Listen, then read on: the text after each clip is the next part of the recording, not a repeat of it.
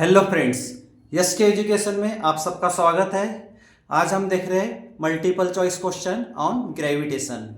Physics का बहुत ही important topic है। इस पर मल्टीपल चॉइस क्वेश्चन पूछता है कॉम्पिटिटिव एग्जाम्स में।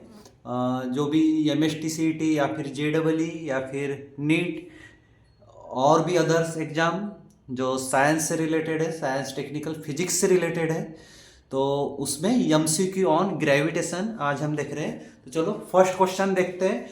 Who among the following anticipated Newton who among the following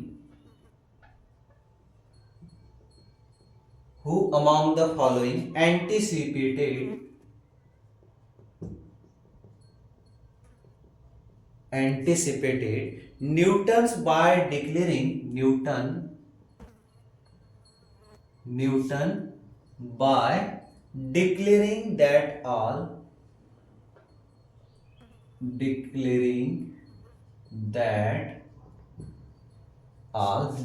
that all things gravitate to the earth. Things gravitate to the earth. Things gravitate to the earth. यह है question. इसमें option दिए हैं Aryabhatta, option A Aryabhatta,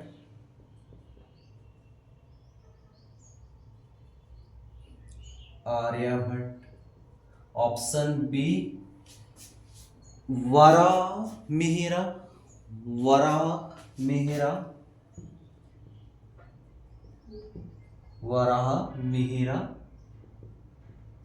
option C बुद्धगुप्ता,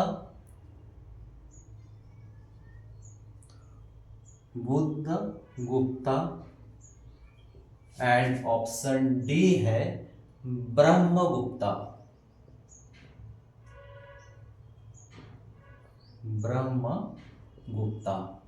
तो देखो, who among the following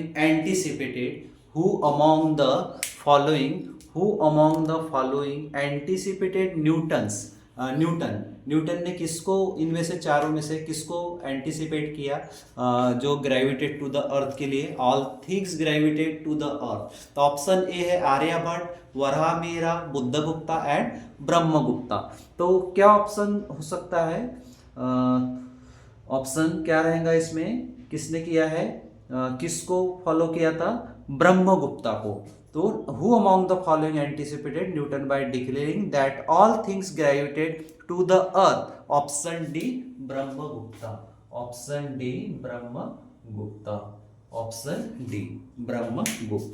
next question देखते हैं। देखो थोड़ा फार्मूले बेस पे क्वेश्चन देखते हैं। F equals to GM by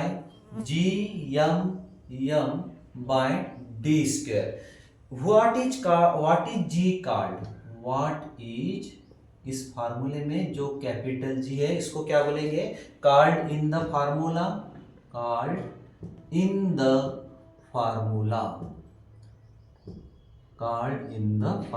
बहुत ही सिंपल क्वेश्चन है। तो universal gravitational constant, option A universal gravitational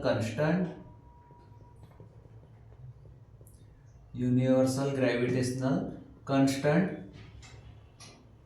option B acceleration due to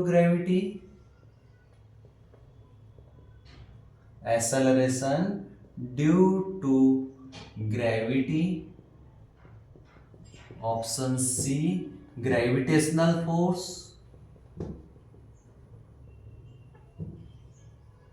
and option D high altitude. तो यहां पे जो G है उसको हम क्या बोलेंगे? क्या फार्मूला है? फार्मूला है F equals to G M M by D square. ये यूनिवर्सल लॉ है ग्रेविटेशनल का। Force is directly proportional to the product of their masses and inversely proportional to the square of the distance between them. ये था universal law of gravitation. इसमें जी है constant, तो जी क्या रहेगा? Option A universal gravitational constant. यहाँ पे option क्या आएगा? यूनिवर्सल ग्रेविटेशनल कांस्टेंट रहेगा। यहाँ पे ऑप्शन आएगा universal gravitational constant, universal gravitational constant, option ए। तो ये बहुत ही सिंपल क्वेश्चन था। तो ऐसे कभी कभी सिंपल क्वेश्चन भी एग्जाम में आ जाते हैं, तो अपने को होता है थोड़ा कन्फ्यूजन में, हम कुछ जो आ रहा है क्वेश्चन उसको भी हम लोग रॉन्ग कर देते हैं। तो ठीक है, नेक्स्ट क्वेश्चन देखते हैं। Who gave the theory of gravity? Gravity पर थ्योरी किसने दिया? बहुत ही simple question, gravity. Who gave the theory of gravity? थोड़ा इंट्रोडक्टरी क्वेश्चन देख लेना जरूरी होता है। Who gave the theory of gravity? Theory of gravity, gravity की थ्योरी किसने दिया? हमारे पास ऑप्शन है, ऑप्शन ए है चार्ल्स न्यूटन, ऑप्शन ए है चार्ल्स न्यूटन, ऑप्शन बी है चार्ल्स बेबेज,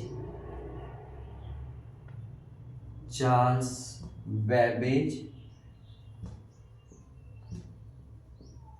ऑप्शन सी है आइजैक न्यूटन,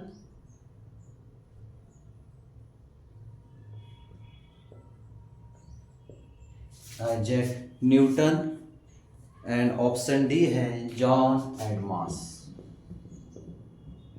जॉन एडमास। ये भी बहुत सिंपल है क्वेश्चन है। Who gave the theory, who gave the theory of gravity? Gravity की थ्योरी किसने दिया? तो किसने दिया है ग्रेविटी की थ्योरी? ग्रेविटी की थ्योरी दिया है आइजैक न्यूटन ने। किसने दिया है? आइजैक न्यूटन में। तो हमको इसमें भी क्या कंफ्यूजन रहता है, जैसे यहाँ पे ऑप्शन है Charles Newton and Isaac Newton. बहुत लोगों को नाम में कंफ्यूजन रहता है। चलो न्यूटन तो पता है, फोर्स का यूनिट न्यूटन है, बट इसमें भी हम लोग मिस्टेक कर सकते हैं। Charles Newton, Isaac Newton, Charles Babbage and John Adams. तो चलो ये दोनों तो नहीं है, ये न्यूटन न्यूटन। तो यहाँ पे है option C correct answer, sir Isaac Newton, sir Isaac Newton, this is the correct answer. तो ये है थर्ड क्वेश्चन अपने आज के एमसीक्यू का, जो बेस है ग्रेविटेशन चैप्टर पे। नेक्स्ट क्वेश्चन देखते हैं। Where is the centre of gravity? थोड़ा प्रैक्टिकल क्वेश्चन देखते हैं। Where is the centre of gravity? Where is the centre of gravity? Centre of gravity, where is the center of gravity of an object hanging freely, of an object hanging freely, of an object hanging freely। देखो यहाँ पे centre of gravity क्या रहेंगी? अगर object hanging free है तो यहाँ पे ऑप्शन ए है on the ground, on the ground, on the ground. Option B है just below the point of hanging, just below the point of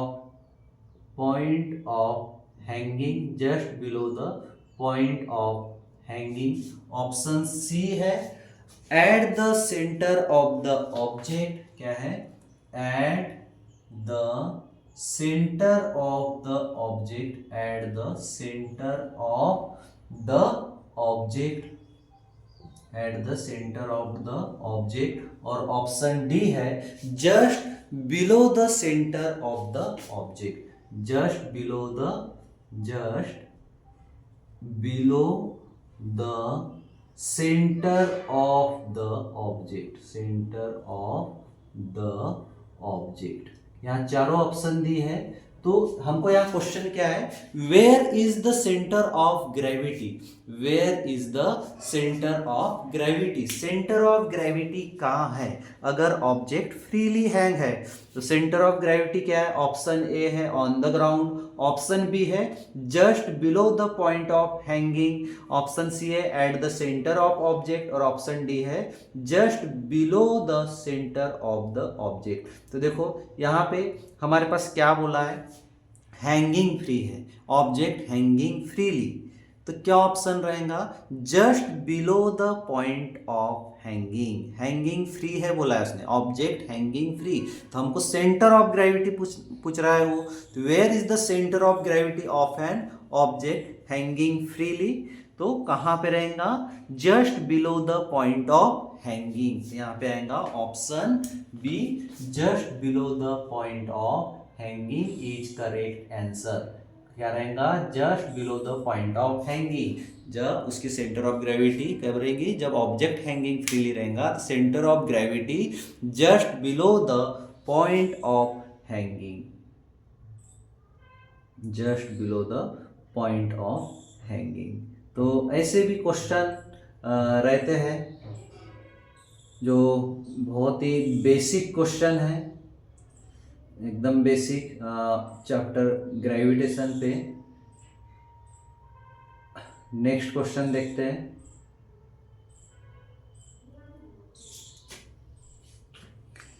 हाँ, तो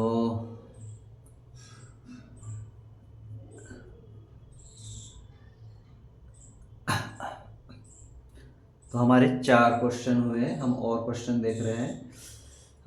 देखो एक क्वेश्चन लेते हैं, थोड़ा न्यूमेरिकल बेस्ड क्वेश्चन लेते हैं। What is the gravitational force, थोड़ा मैं इरेज कर लूँ एक क्वेश्चन यहाँ से, ये हम लोग देख रहे हैं multiple choice question on the base of gravitation, gravitation topic पे हम लोग मल्टीपल चॉइस क्वेश्चन देख रहे हैं। What is the gravitational force experience, question number 5, question number 5 देख रहे हैं हम लोग। What is the gravitational force, what is the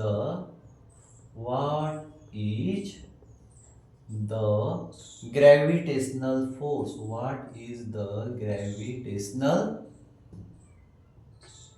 force, what is the gravitational force experienced by an object, gravitational force experienced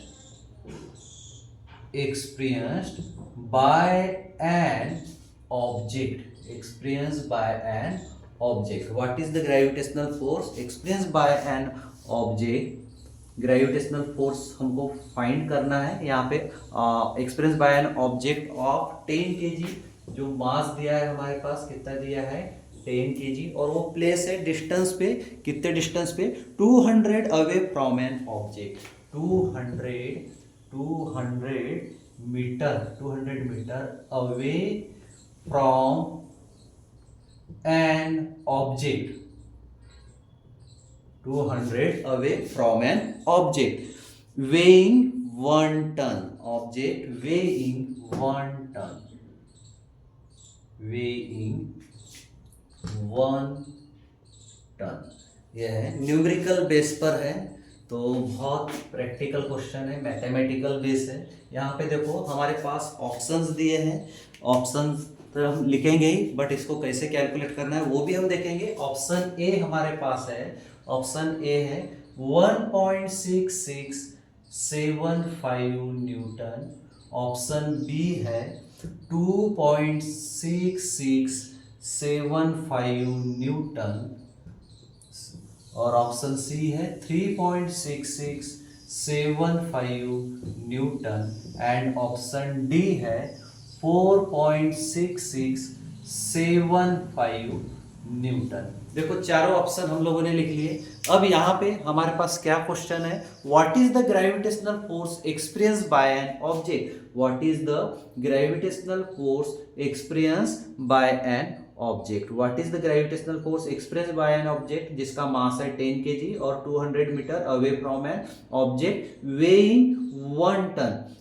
तो यहाँ पे बहुत ही सिंपल क्वेश्चन है। अभी कुछ देर पहले हमने एक फार्मूला देखा था न्यूटन्स लॉ ऑफ ग्रेविटेशन, वो फार्मूला यहाँ हम अप्लाई करेंगे। न्यूटन्स लॉ ऑफ ग्रेविटेशन क्या फार्मूला है? F gravitational force F equal to universal gravitational constant M product of the masses, product of the masses M small M capital M small M लिखा है, या फिर m1 m2 भी लिख सकते हैं अपॉन आर स्क्वायर। यहाँ पे ये फार्मूला अप्लाई होगा। तो हमें यहाँ वैल्यू पता रहना चाहिए। g है जो यूनिवर्सल ग्रेविटेशनल कांस्टेंट कितना होता है? यूनिवर्सल ग्रेविटेशनल कांस्टेंट होता है 6.67 into 10 to the power -11, 10 to the power -11 newton metre square per kg square, newton metre square per kg square. ये जी, और यहाँ पे हमारे पास यम दिया है। चलो हम इसको m1 m2 लिख देते हैं। m1 m2, m1 है हमारे पास कितना है? 10 kg। m1 कितना है? m1 है हमारे पास 10 kg। m2 कितना है? m2 है 1 टन। m2 कितना दिया है? 1 टन। तो इसको हमको kg में करना होगा। तो 1 टन है तो इसको हम केजी में लिखेंगे 1000 केजी। कन्वर्सन बहुत इंपॉर्टेंट है दोस्तों। यहाँ पे 1000 केजी होगा, ये m2 होगा 1000 केजी। और r क्या है हमारे पास दिया है? देखो 200 metre away from an object weighing 1 ton. तो यहाँ पे 200 mm जो दिया है वो है r। ये सारी वैल्यू हम इस फार्मूले में पुट करेंगे और हमको आंसर मिल जाएगा।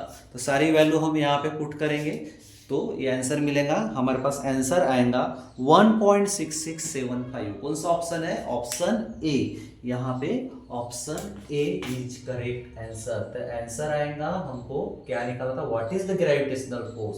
तो यह 1.6675 न्यूटन। ये आंसर मिल जाएगा किसके लिए? ग्रेविटेशनल फोर्स के लिए। चलो नेक्स्ट क्वेश्चन देखते हैं। नेक्स्ट क्वेश्चन देखते हैं। What will be the value of acceleration due to gravity? ये भी हम न्यूमेरिकल बेस्ड क्वेश्चन देख रहे हैं। नेक्स्ट क्वेश्चन जो देख रहे हैं इसको मैं अरेंज कर दूं।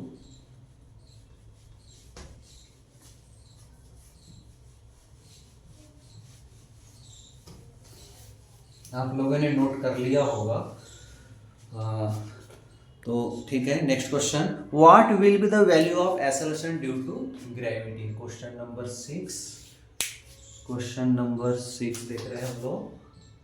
What will be the value of, what will be the value, what will be the value, what will be the value of acceleration due to gravity, of acceleration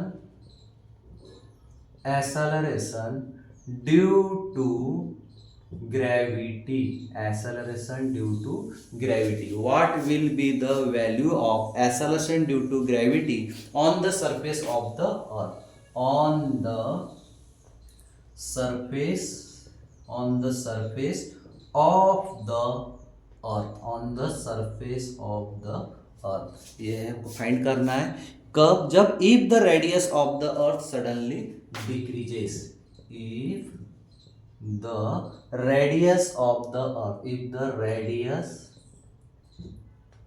of the earth, radius of the earth suddenly decreases, suddenly decreases to 60%। कितने से decrease हो जाएगा? 60% से decrease हो जाएगा to 60%। तो of its present value, उसको जो भी प्रेजेंट वाली वैल्यू है उससे 60% से क्या हो जाएगा? डिक्रीज हो जाएगा of its present value, of its present value. तो यहाँ बोल सकते हैं हम keeping the mass of the earth unchange, यहां लिख सकते हैं keeping the mass of, keeping the mass, जो मास है वो रहेगा कीपिंग द मास, क्या इसका मास है? अर्थ का। Keeping the mass of the earth, keeping the mass of the अर्थ, वो अनचेंज, चेंज नहीं होगा, मास वही के वही रहेगा, अनचेंज। तो इस टाइप का क्वेश्चन है ये। और यहाँ पे हमको क्या की वैल्यू निकालना है? Acceleration due to gravity. Acceleration due to gravity चलो हम सॉल्व तो करेंगे ही, पहले ऑप्शन लिख लेते हैं क्या क्या ऑप्शन दिया है। और इस क्वेश्चन में बहुत लोग कंफ्यूज होते हैं, देखो कैसे 9.81 मीटर पर सेकंड स्क्वायर। ऑप्शन बी है 5.89 मीटर पर सेकंड स्क्वायर।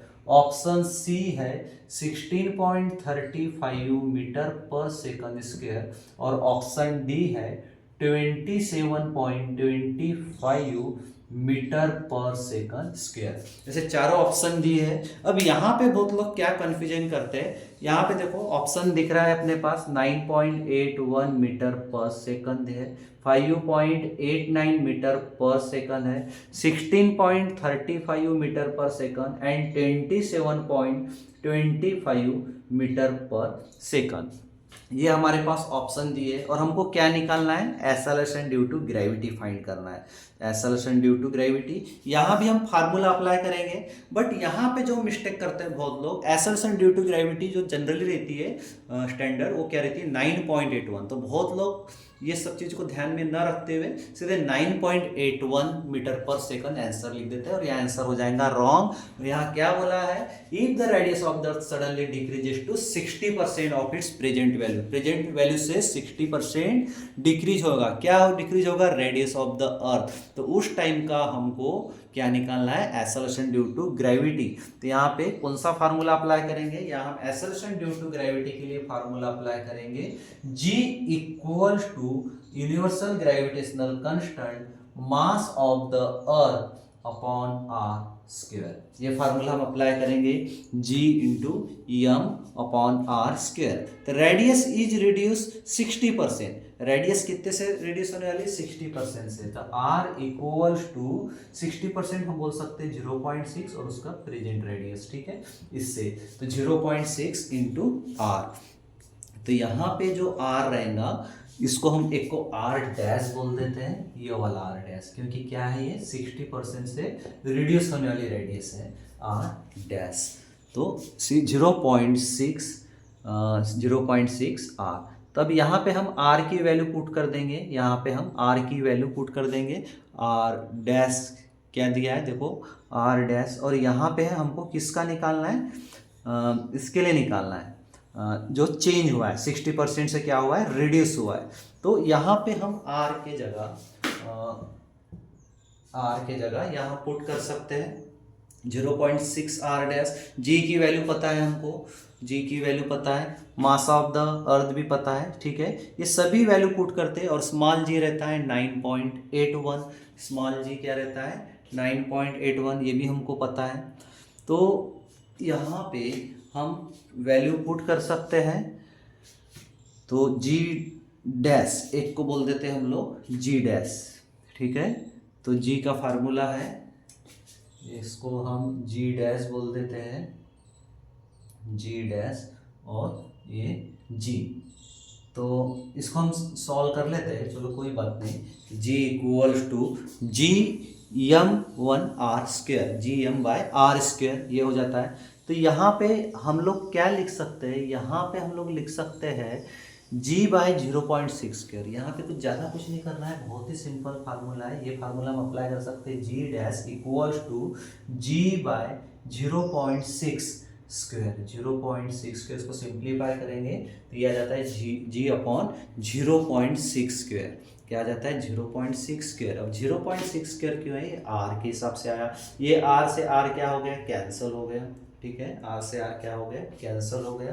तो R से R कैंसिल हो गया, R डैश इधर लिखते हैं तो यहाँ पे, तो ये कैंसिल हो गया। तो यहाँ पे जब आंसर आएगा 9.81 यहाँ पुट कर देंगे तो हमको G डैश जो 60% से रिड्यूस हुआ था, ये आंसर मिलेगा 27.25 मीटर पर सेकंड स्क्वायर, ये आंसर मिलेगा। यहाँ पे क्या है, option D is the correct answer. क्या रहेगा, option D is the correct option. तो इस टाइप के भी क्वेश्चन आते हैं और हम लोग गलती से जैसे दिया है वैसे ही लिख देते हैं, हाँ 9.81 रहता है और 9.8 को हम 81 को करेक्ट आंसर बोल देते हैं। बट यहाँ पे इससे क्या होने वाला है, 60% से रिड्यूस होने वाला है प्रेजेंट वैल्यू से, तो यहाँ आंसर आएगा 27.25 मीटर पर सेकंड स्क्वायर। नेक्स्ट क्वेश्चन देखते हैं हम लोग।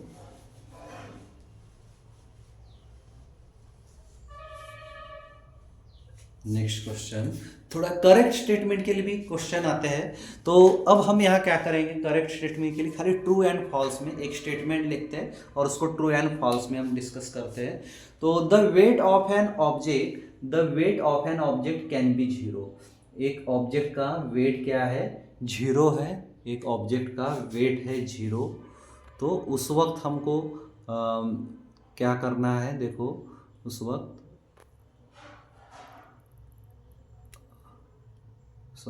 हाँ, तो weight of an object can be zero but mass of an object can never be zero. इस टाइप का क्वेश्चन है। यहाँ पे क्या फॉल्स है और क्या ट्रू है, तो ये स्टेटमेंट है। पहले हम स्टेटमेंट लिख लेते हैं। तो statement the weight of an object, अच्छा मैं क्वेश्चन नोट कर लूँ, क्वेश्चन पर लिखा नहीं है यहाँ पे, sorry. The weight of an object, the weight of an object, the weight of an object can be zero। क्या रहेगा, can be zero। weight of an object can be zero but the mass of an object can never zero। the mass but the mass of an object, mass of an object, यहाँ पे जो mass of an object है can never be zero, can never be zero। ये हमारे पास statement दिया है, can never be zero। Option A ये true है या फिर फॉल्स है, ये स्टेटमेंट के बारे में हमको बताना है। ठीक है, क्या बोला है, the weight of an object can be zero but mass of an object can never be zero. ये है, तो क्या रहेगा, ट्रू रहेगा या फॉल्स रहेगा। The weight of an object can be zero but the mass of an object can never be zero. ये true statement है। अब क्यों, हम देखते हैं। देखो, the weight of an object is zero when the net gravitational force acting on the object is zero. कब रहेगा, weight of an object is zero when the net gravitational force acting on the object is zero, the mass of an object can never be zero since mass is property of matter। ये mass क्या है, property of matter है, इसलिए जो हमारे पास given statement है वो true है, correct है, इसलिए यहाँ पे आएगा ऑप्शन ए। क्या आ जाएगा, option A. Option A, the weight of an object can be zero but the mass of an object can never be zero. Statement is correct, तो ऑप्शन आएगा ए, true, because the weight of an object is zero when net gravitational force acting on the object is zero। however the mass of an object can never be zero since mass क्या है, property of matter है। और एक ऐसे ही question देखते हैं। तो question number 8, क्या क्वेश्चन है ये, क्वेश्चन नंबर 8 देखो, gravitational force strongest fundamental force. जो एक ग्रेविटेशनल फोर्स है, gravitational force is the strongest fundamental force। gravitational force is the strongest fundamental force है बोल रहा है। अब ये करेक्ट है या नहीं वो हमको बताना है। फंडामेंटल फोर्स, ठीक है, ये स्टेटमेंट दिया है, gravitational force is the strongest fundamental force. Option A same उसी के जैसे है, ये ट्रू, और ऑप्शन बी फॉल्स।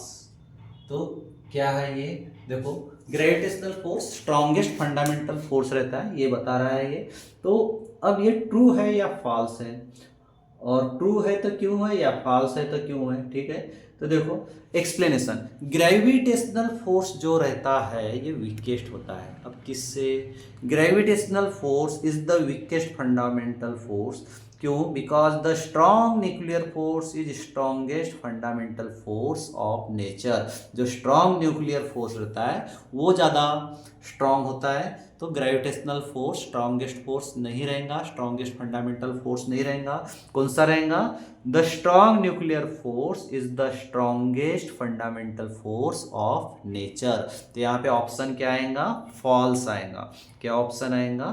फॉल्स आएगा, option B. Option B correct answer. This is incorrect statement, false statement. Gravitational force strongest नहीं है, स्ट्रॉन्गेस्ट फंडामेंटल फोर्स होता है स्ट्रॉन्ग न्यूक्लियर फोर्स, उसको बोलते हैं strongest fundamental force in nature या फिर ऑफ नेचर। क्वेश्चन नंबर 9 देख लेते हैं।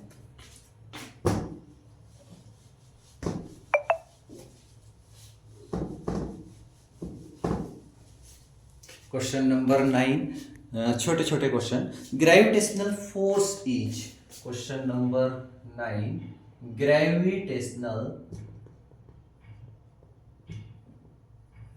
फोर्स इज, ऐसी रिलेटेड क्वेश्चन है। Gravitational force is, option A है, ऑप्शन ए है an imaginary force. Option A क्या है? An imaginary force, an imaginary force. Option B है a long range force, a long range force. Option C है, option C है short range force, a short range force. और option D है the strongest fundamental force. देखो ऊपर से related है, the strongest fundamental force. 4 option दिए हैं और किसके लिए? ग्रेविटेशनल फोर्स कौन सा फोर्स है, उसके ऊपर था gravitational force is the strongest fundamental force ऊपर। तो यहाँ पे ऑप्शन डी तो है ही नहीं, यहाँ पे क्लियर है ऑप्शन डी नहीं है। तो फिर क्या ऑप्शन रहेगा? देखो N imaginary force, a long range force, a short range force, the strongest fundamental force. तो यहाँ पे ऑप्शन डी नहीं है, बट हाँ ऑप्शन बी रह सकता है क्या, और ऑप्शन सी। ऑप्शन ए भी नहीं है, ये इमेजिनरी फोर्स नहीं होता, तो ये रहेगा option B long range force. Short range तो नहीं होगा क्योंकि ग्रेविटेशनल फोर्स है, अट्रैक्शन, ठीक है। तो gravitational force is the long range force which is, क्यों? Because which is inversely proportional to the square of the distance. हमने यूनिवर्सल लॉ ऑफ ग्रेविटेशन देखा था, क्यों? Because gravitational force is a long range force. Option B कौन सा answer है? Option B is the correct answer. Because gravitational force is a long range force which is inversely, जो क्या रहता है? इनवर्सली प्रोपोर्शनल रहता है। किससे इनवर्सली प्रोपोर्शनल रहता है? स्क्वायर ऑफ द डिस्टेंस से। The strong nuclear force is the strongest fundamental force is a short range force. जो स्ट्रॉन्ग न्यूक्लियर फोर्स है वही स्ट्रॉन्गेस्ट फंडामेंटल फोर्स रहता है और उसी की रेंज शॉर्ट रहती है। तो ये इमेजिनरी फोर्स तो नहीं है, इसको हम इमेजिन नहीं कर सकते, ये लॉन्ग रेंज फोर्स है। क्योंकि यूनिवर्सल लॉ ऑफ ग्रेविटेशन बताता है, क्या बताता है? वो बताता है force is directly proportional the product of their masses and inversely proportional to the square of the distance between them. तो ये है ग्रेविटेशनल के बेस पे question.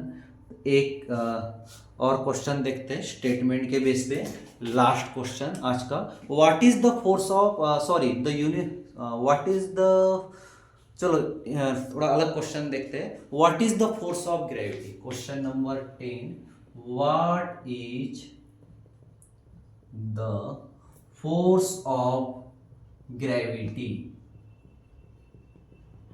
What is the force of gravity experienced by an object? Experienced by an object experienced by an object. What is the force of gravity experienced by an object at the center of the earth? At the center of the earth. Center of the earth. At the center of the earth. Assume the earth is perfectly spherical. हम assume कर लेते हैं जो अर्थ है वो perfectly spherical है. Assume the earth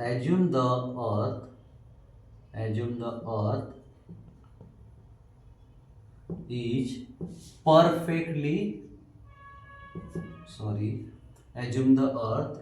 perfectly क्या है, स्फेरिकल है. परफेक्टली स्फेरिकल, ये डेटा हमने एज्यूम कर लिए. तो यहाँ पे देखो क्या है, ऑप्शन है 0 g फोर्स. यहाँ पे ऑप्शन है 0 g फोर्स. ऑप्शन बी है 1 g फोर्स. ऑप्शन सी है 9.81 g force. And option D है 10 g फोर्स. ठीक है, ये दिया है अपने पास, 4 ऑप्शन दिए हैं. और क्या निकालना है, फोर्स ऑफ ग्रेविटी. क्या फाइंड करना है हमको, फोर्स ऑफ ग्रेविटी. ठीक है जी, 0 gravity force, 1 gravity force, 9.81 gravity force and 10 gravity force. तो देखो क्या बोला है यहाँ पे, since a body at the centre of the earth. Body कहाँ पर है, सेंटर ऑफ द अर्थ पे है.